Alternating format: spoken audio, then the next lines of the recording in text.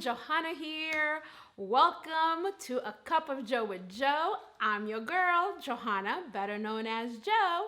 Welcome. It's our fourth episode. I am super excited. Thank you to everyone who has supported, watched, viewed the last three episodes, send their feedback. I love you guys. You guys are so much appreciated. What I am going to need you to do, though, however, is go on my YouTube page and subscribe to the show. Go ahead and subscribe to it's YouTube, Johanna Desir. You'll find it. Subscribe to the page so you could get all the latest one when we premiere them both simultaneously on YouTube and Facebook, and you just can keep up with me that way. So apparently, because that's how YouTube work, you got to subscribe. So thank you guys for your emails, your text message, your Facebook Messenger, your Instagram Messenger, and helping me to be bold and vulnerable and put this out there. So you guys are really appreciated. So today, I am going to be talking, the next couple of talks are going to be about relationships, particularly relationships post the pandemic. The pandemic has taken a toll on relationships, particularly romantic or marriage relationships, and other type of relationships. So I had sent out a unscientific poll to some of my friends, and a lot of people got back with me and was like, Johanna, communication and relationships is at an all-time low. We need a voice. We need somebody to help us. And I was like, all right, let's do that. And so today I'm going to be talking about toxic styles of communicationships, right? What not to do. So our topic today is relationships post-pandemic era, her needs, his needs, toxic communication style. So the series is going to be relationships post the pandemic era, her needs, his needs, bracket, toxic communication styles. So there are many reasons, right, why most of us have poor communication skills. It's oftentimes we develop this because of skills we didn't acquire. It's through our suppressed thinking, right, or overthinking. It's to suppress emotions, psychological issues, aggression, or even our upbringing can affect our poor communication style. For these reasons and many others, we experience major communication breakdown, which can cause others in our lives, like our colleagues, our spouses, our friends, our children, to have a misunderstanding or to misunderstand us, especially in our romantic relationships. Lack of a good communication skill or being a poor communicator, right, can affect every aspect of our lives. It can affect every aspect of our lives. So this means being a poor communicator in your personal life can also affect your personal, professional, and social life. So let me repeat. Communication, good, bad, affects your personal, professional, or social life. It is said that the way we communicate in our close relationships reflects the way we communicate in every other facets of our lives, right? So we have to get this communication thing right. For example, and if you think about it, you know it's right. You know someone professionally. You also know them personally. And the way they communicate professionally is virtually the same way they communicate personally or even in their social life, or because it all intertwines, right? The way they communicate professionally, socially is the same way they communicate in their relationship because it all intertwines, right? According to author Faye Palmer, her book is Effective Communication in Relationships and Couple Skills. This is what she said. She said the reason that communication affects those areas, the reason that is because our communication styles is based on two types of mindset. Our communication styles is based on two types of mindset, a fixed mindset and a growth mindset. The fixed mindset is a closed-minded way of viewing the world, right? Things are just the way they are. People don't change. People are the way they are. I'm the way I am. I don't change. This is just who I am, right? We've heard those statements before, right? The growth mindset, however, is when you believe things and people can change over time due to their experiences, right? The quote, "the only constant in life is change," from Dr. Bernard comes to mind when you think of the growth mindset. So for this reason, because of those two mindsets, the way I'm going to be talking about toxic relationships, toxic communication skills, is going to be very atypical for a closed-minded person, a fixed mindset person. So the toxic communication styles I'm going to be discussing is atypical for someone with a fixed mindset. And then I'm going to end the conversation with the communication style that is the best suited for someone with a growth mindset, right? So, according to psychologists, yeah, y'all, I have to read books and study and do this if I want to bring you guys good content, right? It's not just talk. According to psychologist Edmund, and he's an author as well, Edmund J. Bourne, there are 5 communication styles. 5 communication styles. They are aggressive, passive-aggressive, manipulative, passive-submissive. I'm going to put passive/submissive, and assertive. Let me repeat. Aggressive, passive-aggressive, manipulative, passive-submissive, and assertive. As my topic suggests, for today, I will be focusing on the 4 toxic communication styles. These 4 toxic communication styles can be very detrimental to relationships. And when I get those feedbacks from people out there and friends, colleagues, and people I'm mentoring, those 4 toxic communication styles are at the root cause of conflict and issues in relationships, particularly in marriages. So here we go. Toxic communication styles that you should avoid in your relationships. Aggressive. An aggressive communicator centers on the out to win mentality. It is hostile in nature. It is dominant in its posture and gesture. And they are typically bullies. You've heard this before. We are doing this my way. There's no other option but my option. That's how it's always been done. That's how I want it done. I'm sure those sentences, those words sounds familiar to you. Either you've said them or they've been said to you, right? Aggressive communicators behave as if their needs supersede the needs and rights of others, right? It's almost like the way a 2-year-old that just learned how to communicate, they communicate. It's a me, I want, my way, mine, right? At all costs mindset. That's a 2-year-old mindset. Now, it may be cute for a 2-year-old. It may work for a 2-year-old, but it does not work for a grown adult. It does not work for a grown adult because guess what? It's toxic in a grown adult relationships. So that's why it's not going to work, right? Picture this form of communication that we just mentioned in a marriage setting, when actually the opposite is supposed to happen in a marriage setting, right? It's not supposed to be a me-centered marriage. It's supposed to be a we thinking, setting, mindset marriage.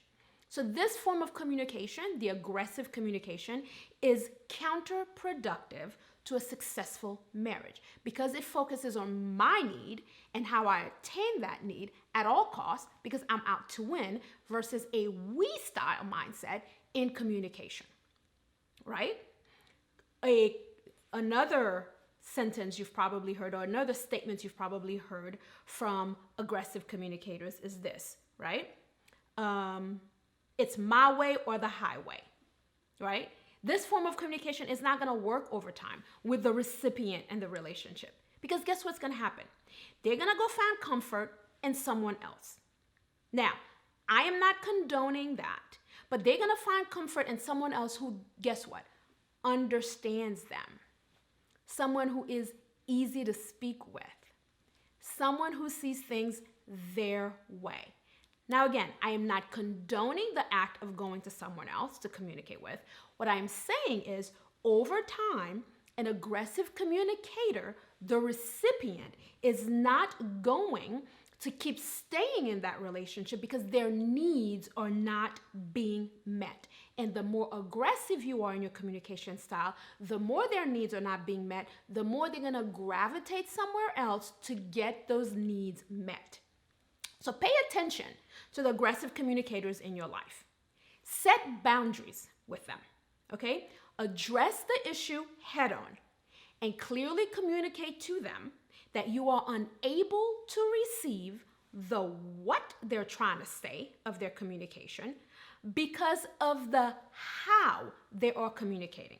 And so if the goal is for their needs to be met, you will be unable to meet that need because of the how they're communicating it.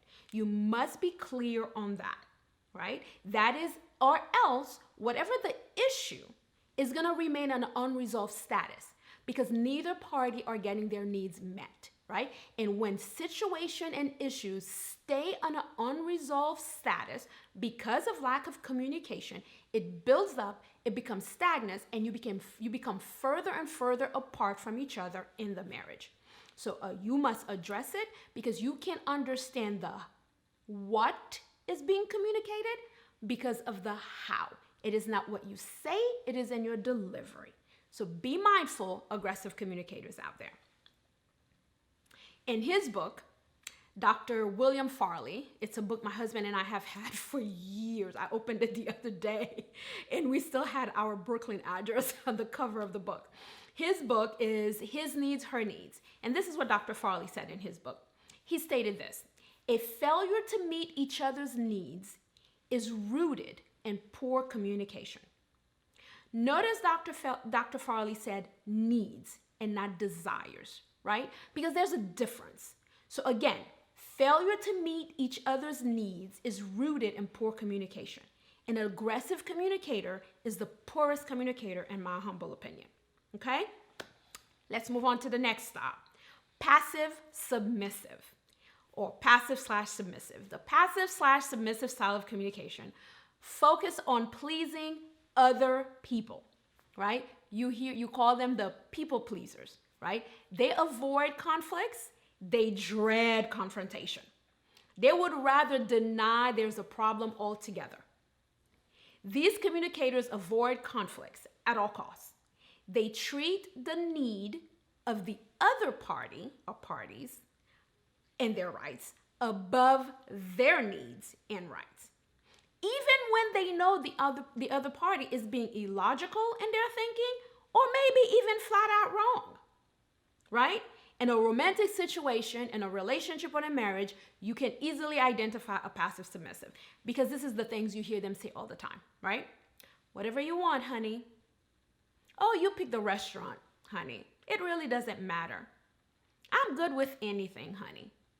Does that sound familiar? Right? In the professional setting, you can easily identify a passive submissive communicator. They often seek minimal interactions in meetings, right? Even when they have great ideas. If they share those great ideas, and immediately after they share those great ideas, this is what you'll hear them say. They'll talk about the good idea and it will sound great and then they'll end this way. But it's whatever you decide. I mean, I'm okay with anything. It's whatever you decide. It really doesn't matter, right? They finish giving you great ideas, but then they minimize it because their needs, their statement, their wants, their desires don't matter. They put the other parties above theirs, right? Over time, a passive submissive communicator can become resentful, okay? They can even get mad. And to the point where they may even sometimes lash out because of the suppressed way they want to communicate themselves, right? So if you have a passive communicator in your life, make sure you let them know this whole whatever you want, honey. It really doesn't matter to me, honey. Sure, we'll go there, honey. It doesn't matter. I don't care. You pick. That will not work, right? It will no longer work, especially if the issue is an important needs-based issue for the family. They have to participate and give their authentic opinion. I use the line that Dave Ramsey for budgeting says all the time, right? For Dave Ramsey has this statement he says all the time when budgeting. Um, the they must bring their brains to the family budget meeting, and they must contribute or remove something from the line item. They have to get involved, right? Pay attention to your passive submissive communicators. Pay attention to when they're becoming withdrawn. Pay attention to when they're becoming aloof, right? Show them appreciation when they do communicate, when they give something of value, and value that involvement, okay? Now, as a passive submissive communicator, you must recognize that you are a passive submissive communicator, and you must make a conscious effort to not default to that mechanism. And you have to voice your authentic opinion. You can't be it doesn't matter. You can't do that. And when you feel yourself going there, you have to be conscious enough that you're going there, and you must voice your opinion. All right. The next toxic of communication style, y'all, is passive aggressive communicator. Now, full transparency, unfortunately, that's where I tend to reside. My amazing 20-year-old daughter called me out on it last week on IG. She keeps me humble. I love her. So passive aggressive, right? A passive aggressive communicator appears to be submissive on the surface. They seem sweet and innocent in their persona, but actually they are acting out their malcontents, disappointments, and even anger in a very indirect way. These communicators are oftentimes too afraid to be honest and too angry to be quiet, right? So they're often sulkers over time, which can cause them to resort to snide comments, sarcasm, hostile humor, right? And in the workplace, these styles of communicators, you know what they do? They undermine others, even to their own detriment, right? You'll hear comments like this in the professional setting from passive-aggressive communicators. Oh, don't worry. I'll clean up the mess as usual. After all, I'm always the one cleaning up the mess around here, right? It's subtle. They may say it in a joking way, but it's passive-aggressive and it's toxic, right? Within the context of their personal relationship, such as marriage or romantic or whatever, this is how a passive communicator communicates. Oh, wait, did you mean for me to do that? I misunderstood you. I thought when you discussed the issue that we hadn't made a decision. It wasn't final. Oh, oops. Oh, well, my bad. Really? While knowing very well that the other party did communicate it clearly, probably even set a deadline, but instead of stating that you either didn't agree or you didn't feel comfortable with whatever it is, or you were thinking a different way, instead of communicating that, what you do is you undermine what was discussed, right? And then you become, again, passive-aggressive when the issue comes back. You know, another statement you hear from passive-aggressive communicators is this: oh, you did a good job, but if it were me, I would have done it this way. I know you know someone like that. I'm guilty. I was guilty of that, shall I say. I was guilty of that, right? So full transparency. In the past, particularly in professional setting, as I was growing in my skill as a leader, I was guilty of that form of communication style.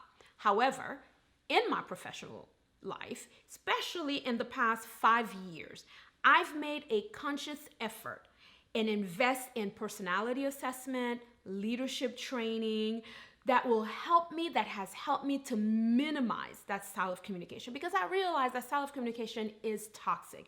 It does not benefit, particularly in the work setting.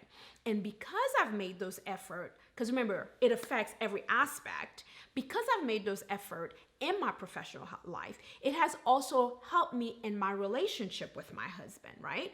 So I no longer communicate it in that way. I no longer communicate that way with my husband. I'm able to state my opinion if it's something that I feel that my husband wants to do that is not aligned with his, mine, or our daughter's, plans or our daughter's lives purposes, whether that's financially, spiritually, or otherwise. I make a conscious effort. If there's something that I need to say, something that I need to change, I make a conscious effort to clearly communicate my thoughts, right? I may not get my way out of it, but at least I left my thoughts and opinion on the table, and it shows support. He now has buy-in into it. What a passive aggressive communication style does is when an opportunity comes to make their opinion heard, they don't, but then make snide comments, sarcasm, jokes, or even undermine the effort because they felt like they weren't heard, but they didn't speak up. So I have made great strides at improving that because it is a toxic form of communication, right? And we shouldn't keep it up. The last communication, we're coming up on the last one, I'm looking at my time. The last communication style, in my opinion, is the most serious one, right? It is the manipulative communication style. Manipulative communicators exhibit shrewd and calculating behavior to get what they want. They are cunning and they control others in a very insidious way. This is habitually and pathological in its nature, right? It's pathological in the way they do that. Manipulative communicators make others feel sorry for them, make others feel obliged to them, right? In arguments, they're often the ones raising their voice. In public setting, they do that to embarrass the other party, right? They use artificial tears, right, to gain favor and sympathies for people, right? They are very skilled. They are also very, very, very skilled at gaslighting people. They are skilled at influencing almost imaginary influence on others, right? To get others to do what they want, right? In a romantic relationship, they can do that at the expense of the partner, right? While the other person, meanwhile, is totally unaware that they're being manipulated, right? Men are there an expert at doing that, right? In a professional setting, this is how oftentimes a manipulative communicate. You'll notice that a manipulative communicator in a professional setting seldom have people in their circle that of a higher status than they are, right, than themselves. Because it would be more difficult to manipulate somebody at a higher status than they are, right? Because that other person would see through the gaslighting, would see through the manipulation, would see through the artificial tears, right? The language of those manipulative communicators in a professional setting can go something like this. I've had that happen to me personally. Hey, Joe, I'm gonna go for that promotion. Can I expect a good feedback from you? Oh, by the way, the report I helped you with last week that you had to submit to, John, have you gotten a feedback on that yet? How did that go? So you noticed they made a request, but didn't let me finish whether I will give a feedback or not, but used something they did for me as leverage to manipulate me to give good feedback on their behalf. That is how manipulative communicators work, right? It's very subtle. Unless you know it, unless you know the signs, you're not gonna know you're being manipulated. In a social setting, this is what they say, and I've also been victim of that one. Oh my God, Joe, that dress looks so good on you. I wish I could look this good on a dress like that. See the statement? It's not really a compliment that the dress looks good on me. It's a way of manipulating me, sometime, if you're a people pleaser, to the point now of going and buying or giving them that dress, right? It's very subtle. Unless you are aware of it, you're not gonna know you're being manipulated. In their personal life, and particularly in their romantic life, manipulators are oftentimes paired with another strong person. It's actually the reverse in the professional life.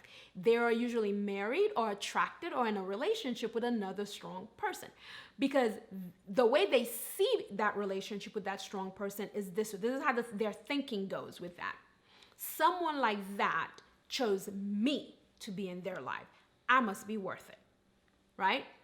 While they're using a smoke and mirror smoke and mirror tactic to manipulate that person, right? Because the thinking is that I'm smart, so they're smart, so they chose me, right? And so the reason why it works is because you're smart, you won't know you being manipulated, right? Because you're smart. If you were being manipulated, you'd know it. Like I'm smart, I'm an educated person. I know when I'm being manipulated, right? That's the way they work, right? The other thing, the recipient who is on the receiving end of a manipulative communicator, here's how you feel. You are always apologizing because you always feel like you did something wrong to them, right? You always apologizing. Something's always wrong and it's always your fault. And so you're always on the apology line, right? Sometimes this is how it sounds, right? When a manipulative communicator is communicating with you. If you loved me, you'd do XYZ.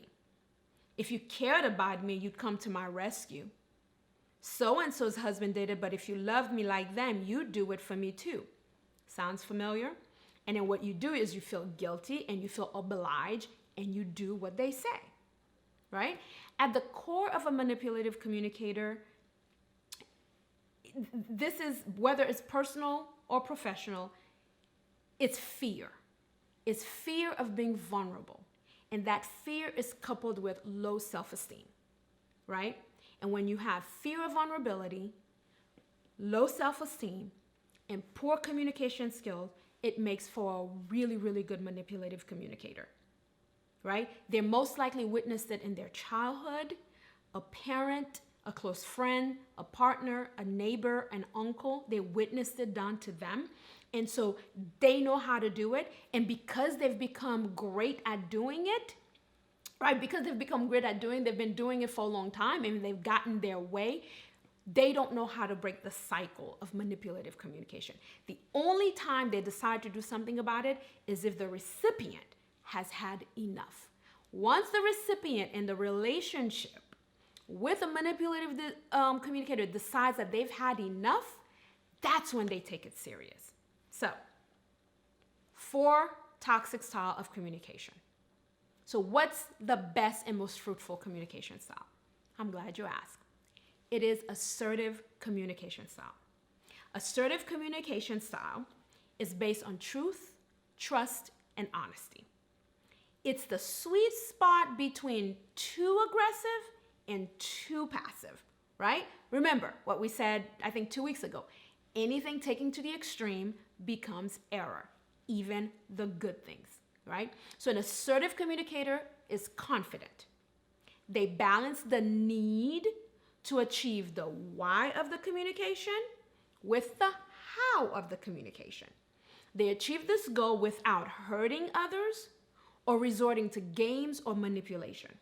They often speak with balance, tone, and volume, right? They take responsibility for their words and actions, and they make adjustment. That's the key.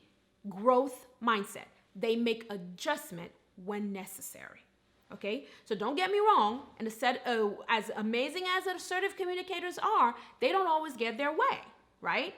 But their method of communication helps them achieve compromise, right? They achieve compromise. And a good communicator, that's their goal, to get their needs met through compromise. Here's how, y'all, you can identify the language of an assertive communicator, either professionally, personally, in a marriage, or socially. Here's the kind of language you'll hear. I'm sorry, but I cannot attend the dinner party, as I already have plans that weekend. Perhaps next time, right? You've heard people say that before. If you have, that's an assertive communicator, and that's a good communicator. In a marriage, this is what you'll hear with a good assertive communicator. It really bothers me, honey, when you discuss the details of our marriage with your mother. Can we find a better way? Right? I know you've heard that, and if you haven't, if you've heard the other way, that is what you should be hearing. If you are dealing with an aggressive communicator, you should be hearing this language as a form of assertive communication. In a social setting, right? Oh no, I'm sorry, in a professional setting, this is what you'll hear with a great assertive communicator. This is what they'll say. The statement you made earlier in the meeting was out of line and hurtful. Please don't address me in that manner going forward. See, it's honest, it's truth, and their needs is being addressed, right? See, good communication requires skills. It requires a high degree of self-awareness. So understanding your own communication style helps you to identify your shortcomings, like I did. I was a passive-aggressive communicator, both professionally and in my relationship.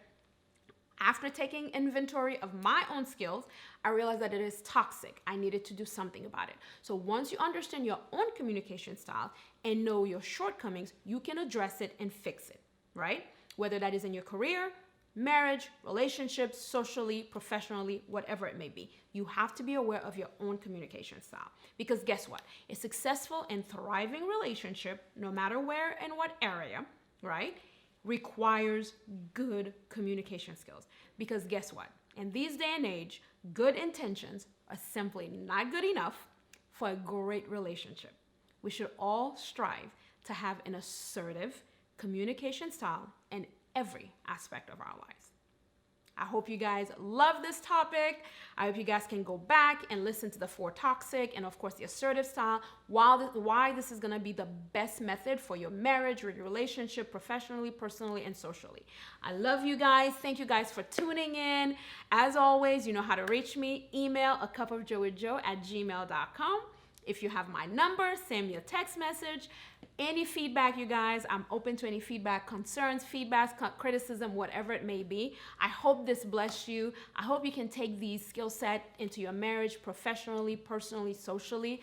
And, you know, my goal here at A Cup of Joy is, again, to make you better, to make you understand who you are and whose you are. And when you know who you are able to communicate in an effective manner. So thank you guys for tuning in. Have a great Wednesday. Have a great week. See you next time. Bye, y'all.